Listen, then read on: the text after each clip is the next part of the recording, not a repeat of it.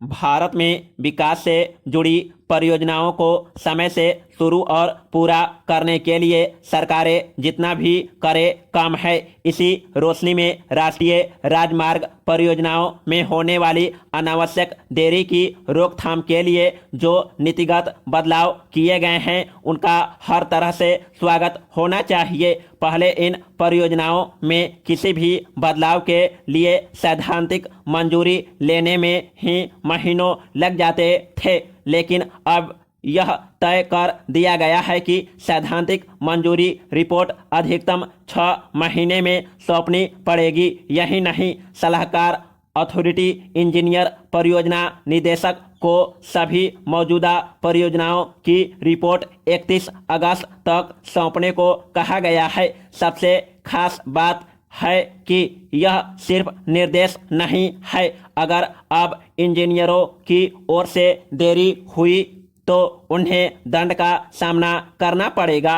अभी तक जो ढर्रा रहा है उसमें इंजीनियरों को सरकार की उदारता पर दृढ़ विश्वास है। वह मानकर चलते हैं कि सरकारें केवल बोलने का काम करती है, आदेश निर्देश देकर भूल जाती है और काम तो अपनी गति से ही होता है। यही शर्मनाक सोच है जिसकी वजह से भारत में शायद ही कोई ऐसी परियोजना होगी जो समय पर पूरी हुई होगी। अगर भारतीय राष्ट्रीय राजमार्ग प्राधिकरण ने तय कर लिया है कि अब सड़क परियोजनाओं को हर हाल में समय पर पूरा करना है तो इससे बेहतर कुछ नहीं हो सकता। कोई शक नहीं कि पिछले 2 दशक में भारत में सड़क की स्थिति में बहुत सुधार हुआ है। सड़क मार्ग में परिवहन सुगम हुआ है, लेकिन अभी बहुत कुछ करने की गुंजाइश है। क्या हम 5 साल की परियोजनाओं को 5 साल से पहले पूरी नहीं कर सकते? क्या हमारे इंजीनियर मेहनती नहीं है? क्या उनमें समय पर काम को अंजाम देने की प्रतिभा नहीं है? ये बड़े बुनियादी सवाल हैं जो सीधे विकास से जुड़े हैं। NHAI ने 24 अगस्त को जो नीतिगत दस्तावेज जारी किया है उसकी उपयोगिता बहुत लंबे समय से थी। परियोजनाओं के तमाम छोटे बड़े कामों को टालने की प्रवृत्ति का अंत जरूरी है। हम बुनियादी ढांचा विकास में पहले ही बहुत पिछड़ गए हैं। भारत निवेश में अगर पिछड़ रहा है तो खराब सड़कें भी जिम्मेदार है। गौरतलब है जारी दस्तावेज या सर्कुलर में यह भी साफ कर दिया गया है कि कई मामलों में जानबूझकर मामूली मंजूरी से जुड़ी फाइलों को भी इधर से उधर किया जाता है ताकि ठेकेदारों को जुर्माने से बचाया जा सके। ठेकेदारों को जुर्माने से बचाने या उनकी लगाम न कसने के पीछे क्या कारण है, इसे समझना कठिन नहीं है। जाहिर है परियोजना की बढ़ी हुई लागत NHAI और देश को चुकानी पड़ती है। सलाहकार इंजीनियर की साठगांठ से ठेकेदार बच जाते हैं। साठगांठ करके कई तरह से देश को चूना लगाया जाता है। अब यह बहुत जरूरी है कि भारत में सड़क परियोजना में होने वाली देरी के लिए जिम्मेदारी तय हो और देरी करने वालों को दंडित किया जाए। ठीक इसी तरह अन्य तरह की विकास परियोजनाओं के लिए भी नीतिगत दस्तावेज जारी होने चाहिए और कोशिश करनी चाहिए कि तमाम परियोजनाएं समय पर पूरी हो। परियोजनाओं को अगर पूरी तेजी से चलाया जाएगा तो उससे समग्र आर्थिक सामाजिक विकास में भी तेजी आएगी और रोजगार में भी वृद्धि होगी।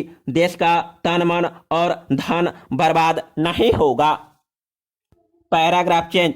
पश्चिम बंगाल में विधानसभा चुनाव के बाद हुई हिंसा की जांच मामले का लंबा चलना न केवल चिंताजनक बल्कि दुखद भी है। जहां एक और चुनाव के बाद हुई हिंसा सरासर आपराधिक थी तो वहीं इस अपराध को छिपाने या इसका लाभ उठाने की सियासी कोशिश उससे भी बड़ा अपराध है। कोई आश्चर्य नहीं, कलकत्ता हाईकोर्ट ने चुनाव बाद हुई हिंसा मामले में सीबीआई जांच के आदेश दिए हैं, लेकिन इससे ममता सरकार खुश नजर नहीं आ रही है। संकेत यही है कि पश्चिम बंगाल सरकार हाई कोर्ट के फैसले को सुप्रीम कोर्ट में चुनौती देगी। मतलब इस दुखद प्रकरण को अभी और आगे खींचना है। हिंसा क्यों हुई, किसने हिंसा को बढ़ावा दिया, किसने हिंसा को छिपाने की कोशिश की, ऐसे अनगिनत सवाल हैं जिनका उत्तर लोग जानना चाहते हैं और कलकत्ता हाईकोर्ट ने यही माना होगा, तभी सीधे सीबीआई जांच का आदेश जारी हुआ है। कायदा यही बोलता है कि राज्य सरकार को सीबीआई जांच के लिए तैयार हो जाना चाहिए था, लेकिन जिस तरह का इतिहास रहा है, पश्चिम बंगाल सरकार का सीबीआई पर भरोसा कम है। यह अपने आप में गंभीर बात है। सीबीआई की निष्पक्षता संदेह से परे होती है तो शायद यह नौबत नहीं आती। हकीकत और सियासत के बीच फासला होता है जिसे हम पश्चिम बंगाल में देख रहे हैं। कौन सही है, इसका फैसला एक ईमानदार जांच से ही संभव है, लेकिन हाई कोर्ट के फैसले के बाद जो लोग पश्चिम बंगाल सरकार पर हमलावर हुए हैं उससे चिंता बढ़ जाती है। ममता बनर्जी के करीबी और टीएमसी सांसद सौगत राय ने साफ कहा है कि मैं इस फैसले से नाखुश हूं। अगर हर कानून और व्यवस्था के मामले में जो पूरी तरह से राज्य सरकार के अधिकार क्षेत्र में है, सीबीआई का दाखिल होता रहा तो राज्य सरकार के अधिकार का उल्लंघन है। दूसरी ओर कलकत्ता हाईकोर्ट के फैसले का केंद्रीय मंत्री अनुराग ठाकुर ने स्वागत किया है। बेशक लोकतंत्र में सभी को अपनी विचारधारा के प्रचार प्रसार का हक है, लेकिन हिंसा की इजाजत किसी को नहीं है। फिर भी राजनीतिक पार्टियों के संयम तो बरतना चाहिए। जांच के मुकाम पर पहुंचने से पहले ही हमलावर हो जाना कोई अच्छी बात नहीं है। कोलकाता हाईकोर्ट ने अभी केवल जांच के आदेश दिए हैं, सबको परिणाम का इंतजार करना चाहिए। हाईकोर्ट ने पश्चिम बंगाल में चुनाव बाद हुई हिंसा के प्रति पर्याप्त सजगता दिखाई है। कार्यवाहक मुख्य न्यायाधीश राजेश बिंदल की अगुवाई वाली 5 सदस्यीय पीठ ने सीबीआई जांच के अलावा अन्य आरोपों की जांच के लिए एक विशेष जांच दल के गठन का भी आदेश दिया है। दोनों जांच अदालत की निगरानी में की जाएगी। सीबीआई को आगामी 6 सप्ताह में जांच रिपोर्ट देने के लिए कहा गया है। 2 तरह की जांच का यह प्रयोग भी नया है। हो सकता है 2 तरह के नतीजे सामने आए। सीबीआई की जांच राज्य सरकार के खिलाफ जाए और एसआईटी की जांच उसके पक्ष में हो।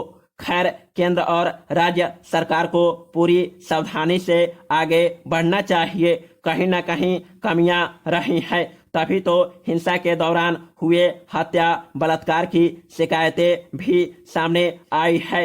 हर साल में उन लोगों के साथ न्याय होना चाहिए जो चुनावी हिंसा के चलते मारे गए हैं। समाप्त।